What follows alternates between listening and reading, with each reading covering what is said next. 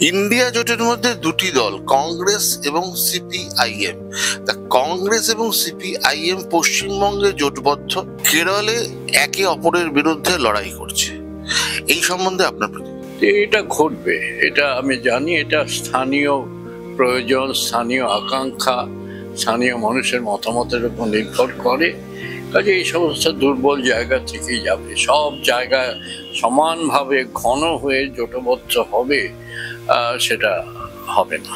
CPIM India জোটে কংগ্রেসের সঙ্গে গিয়ে সঠিক সিদ্ধান্ত নিয়েছে বলে আপনি মনে করেন? যারা সিদ্ধান্ত নেন তারা কি ভেবে নেন জানি না।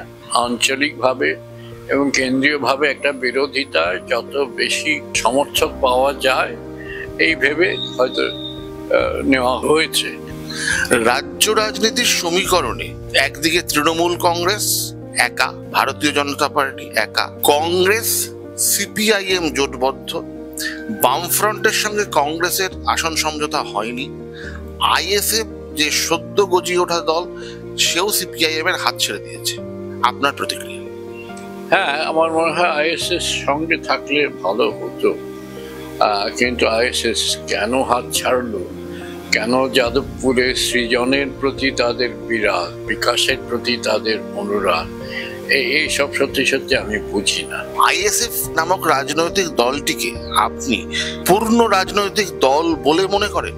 না, আমি মনে করি না, কিন্তু আইএসএস হয়তো ভারতীয় মুসলমানদের স্বার্থ রক্ষার কথা বলছেন, এবং সেই অর্থে আইএসএস ভারতীয় মুসলমানদের স্বার্থ রক্ষা যদি করতে পারে তাতে আমার কোনো অসুবিধা নেই। কারণ ভারতীয় মুসলমানরা এই বর্তমান কেন্দ্রীয় প্রশাসনে একটুখানি ভীত এবং অনিরাপদ অনুভব করছেন। কেন্দ্রীয় সরকার সিএএ চালু করেছে, আইন চালু করেছেন দেশ জুড়ে, এই সম্বন্ধে আপনার প্রতিক্রিয়া?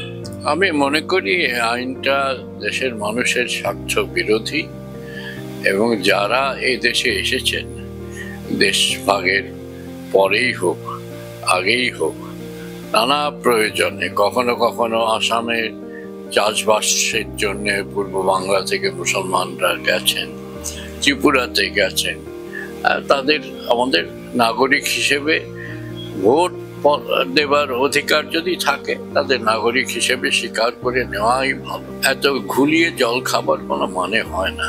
এটা মানুষকে অনিরাপত্তা বোধের একটা জন্ম দেয়, সেটা দেশের জাতীয়তার পক্ষে ভালো নয়।